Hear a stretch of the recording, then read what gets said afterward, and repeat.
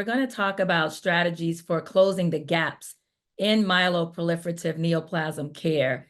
So I'm going to go to you first, Dr. Jain. Can you describe the most effective strategies, including your own best practices, that can address gaps in care for patients facing a myeloproliferative neoplasm? Yes. So again, coming back to empowering our patient and leading to that shared medical decision making. Different patients present differently, not using that one size fits all philosophy, depending on what their symptoms are, what their diagnosis is, tailoring their treatment. If cytopenias or anemia is a problem, helping them battle that. And different hemoglobins can be different for different patients. So not discounting their symptoms, saying that your hemoglobin is 11, your hemoglobin's fine. You don't need any treatment for this right now. Maybe they're used to functioning at a 14.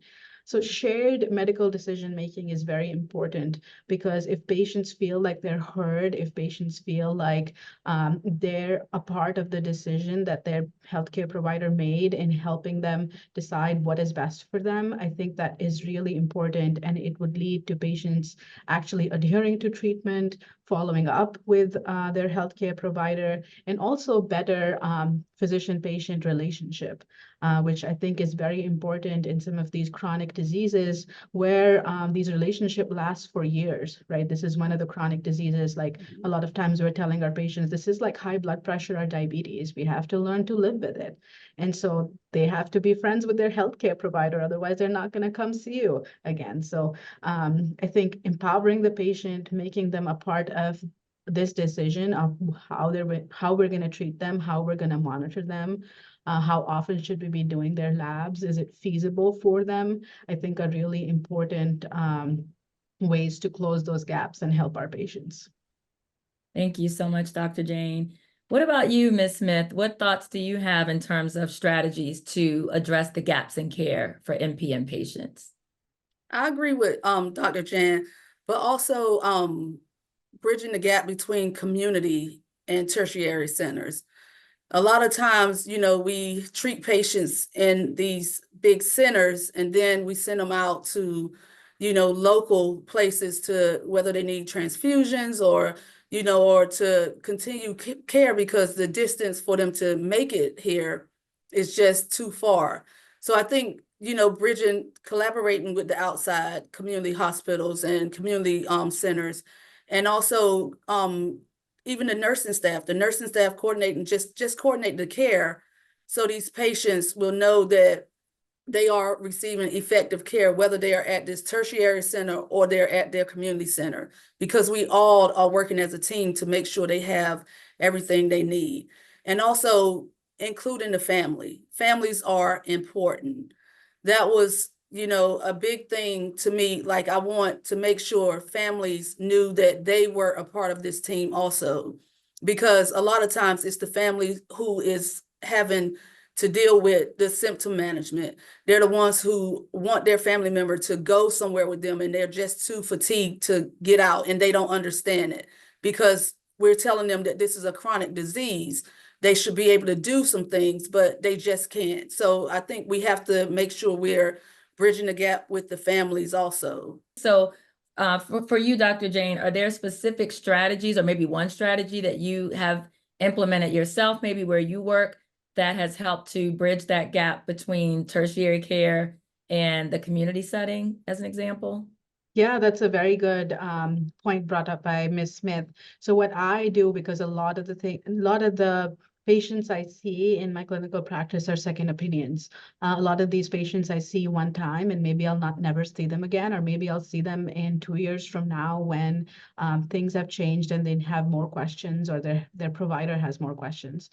So what I do is I make sure the patient has my contact number so that they can always reach out if things change. I make sure they have that my chart set up so that they can always message me if they need me. The next step that I always take is I call their primary oncologist. I make sure they have my cell phone number so that they can call me if things change, if they have any questions.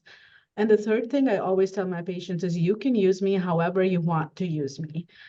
So I a lot of times would set up virtual visits in 3 months or in 6 months. That way, even if they live hours away from us, they can see us, the tertiary care center through the comfort of their home.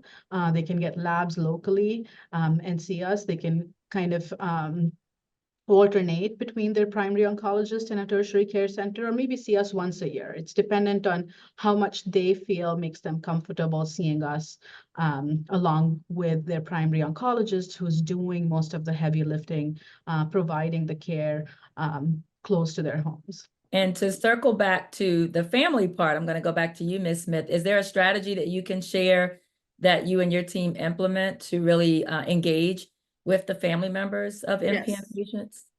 Yes, so we provide educational materials to the patients. We always ask them to bring a family member with them.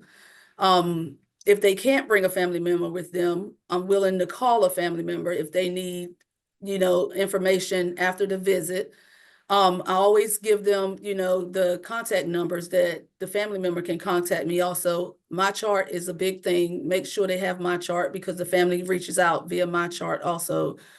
One of the, another thing that I do is that I try to make sure the family has, that the family also has like the educational material too, because sometimes you can give it to the patient, but they don't share it, So if a family member comes, if I pass out information to the patient, I pass it out to the family member also. I also provide them with websites that they can use, that they can utilize, like the Cleveland Clinic is one of them that I have them use a lot, but websites that they can use where they can actually look up information on these different MPNs that they may have. So I think the educational piece is the biggest thing that I do with my patients.